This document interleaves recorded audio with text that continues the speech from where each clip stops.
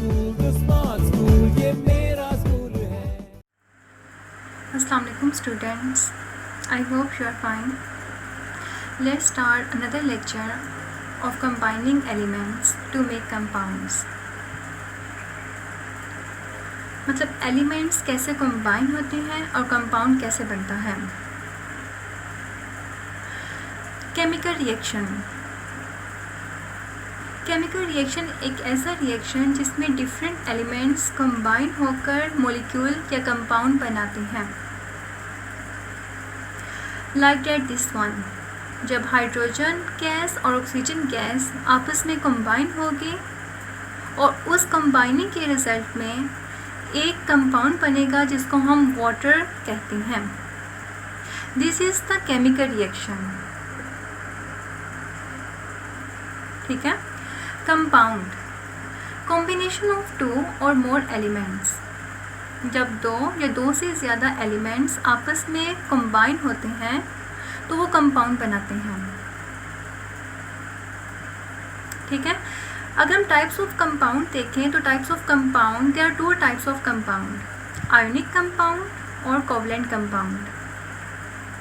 Coordinate covalent compound, metallic bond, ये आप further classes में रीड करेंगे. लेकिन आज इस बुक में हमने जो रीड करना है वो 2 टाइप्स ऑफ कंपाउंड है, आयोनिक कंपाउंड और कोवलेंट कंपाउंड. हम सबसे पहले देखते हैं आयोनिक कंपाउंड क्या है. Ionic compound, atom loss an electron to another atom. जब एक एटम अपना इलेक्ट्रॉन किसी दूसरे एटम को दे दे, ठीक है, उसके रिजल्ट में जो बॉन्डिंग बनती है दोनों के दरमियान, उसको हम आयोनिक कंपाउंड कहते हैं. ठीक है. आयोनिक कंपाउंड में कैटाइन प्रोड्यूस होते हैं और एनाइन प्रोड्यूस होते हैं. कैटाइन कहते हैं जब एक एटम अपने इलेक्ट्रॉन को लॉस करते हैं, आउटर शेल से इलेक्ट्रॉन को लॉस करते हैं, उसको हम कैटाइन कहते हैं. ये हमने पहले डिस्कस किया था आयन में. आयन कैसे बनते हैं, जब किसी एटम के ऊपर पॉजिटिव और नेगेटिव चार्ज हो देन वो आयन बनाते हैं. फिर हमने आयन की डिफरेंट टाइप्स को स्टडी किया था, कैटाइन और एनाइन.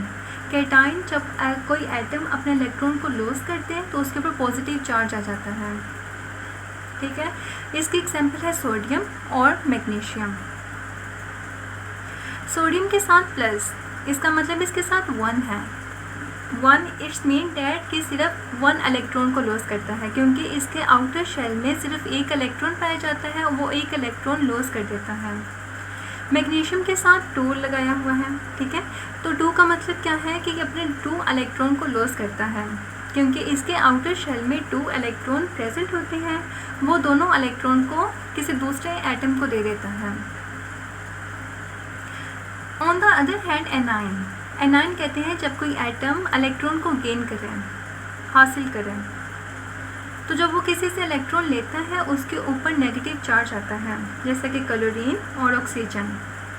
क्लोरीन 1 इलेक्ट्रॉन गेन करता है और ऑक्सीजन 2 इलेक्ट्रॉन को गेन करता है, इसलिए -2 साथ है. ठीक है.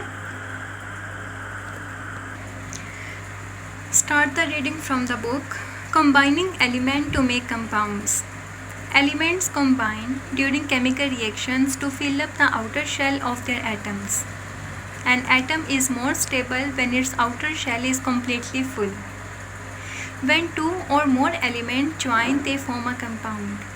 The molecules of the compound are all the same. Compound के जो molecules होते हैं वो सेम होते हैं, but they contain atoms of more than 1 element. लेकिन उनमें एक से ज़्यादा atoms present होते हैं. contain atoms of more than 1 element, मतलब एक एलिमेंट से ज़्यादा. ठीक है. Ionic compound, when an atom loses an electron to another atom, it changes. The loss of 1 electron leaves the atom with all its proton but -1 electron. मतलब वो एक electron को लीव कर देती है बट -1 इलेक्ट्रॉन, और एक इलेक्ट्रॉन मतलब एक इलेक्ट्रॉन उसमें से लॉस हो गया. This make an atom with a positive charge, a positive ion, जिसे हम कैटाइन भी कहते हैं. An atom with gain an electron become a negative ion with a strong negative charge. और उसका चार्ज स्ट्रॉन्ग हो जाता है। ठीक है। Here is the example of ionic compound sodium and chlorine. Sodium is reactive gray metal and chlorine is a smelly poisonous gas.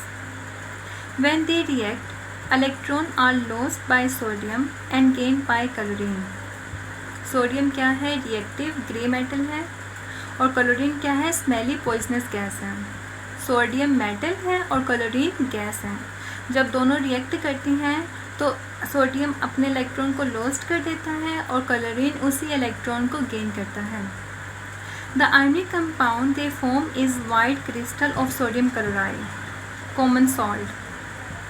फिर इन दोनों के दरमियान एक कंपाउंड बनता है जिसको हम आयनिक कंपाउंड कहते हैं। वो वाइट क्रिस्टल लाइक होता है जिसे हम कॉमन सॉल्ट कहते हैं, NaCl। ठीक है। कॉमन सॉल्ट का फॉर्मूला क्या है? NaCl।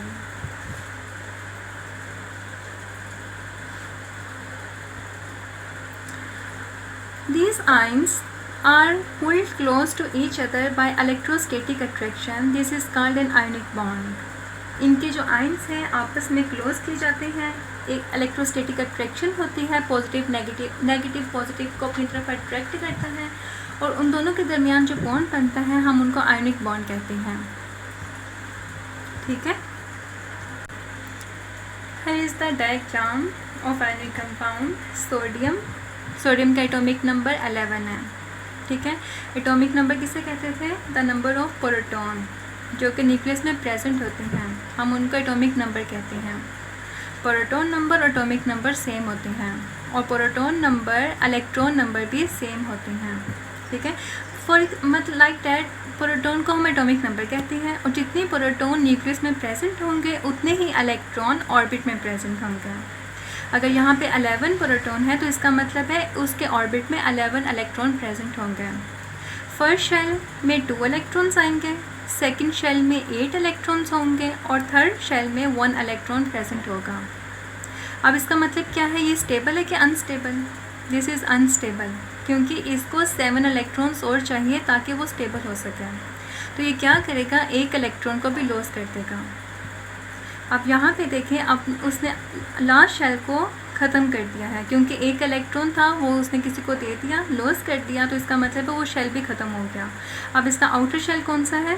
दिस वन, जिसमें 8 इलेक्ट्रॉन्स कंप्लीट हैं और इसने एक इलेक्ट्रॉन को लॉस कर दिया। दूसरी तरफ जब हम क्लोरीन को देखते हैं तो क्लोरीन का एटॉमिक नंबर 17 है। इसके आउटर मोस्ट शेल में 7 इलेक्ट्रॉन्स प्रेजेंट हैं, 2, 4, 6 एंड 1 7। मतलब इसको अपना आउटर शेल कंप्लीट करने के लिए एक इलेक्ट्रॉन चाहिए। बहुत ज़्यादा आसान होता है एक इलेक्ट्रॉन अटेन करना। ठीक है। और ये क्या करेगा? ये इलेक्ट्रॉन सोडियम से ले लेगा। जो सोडियम ने यहाँ पे इलेक्ट्रॉन लॉस किया है वो ये इलेक्ट्रॉन यहाँ से गेन करेगा और अपने आउटर शेल को कंप्लीट कर लेगा और स्टेबल हो जाएगा और दोनों के दरमियान बॉन्ड बन जाएगा और ये क्या बना देंगे? कंपाउंड NaCl, दिस वन, जिसे हम कॉमन सॉल्ट कहते हैं। ठीक है।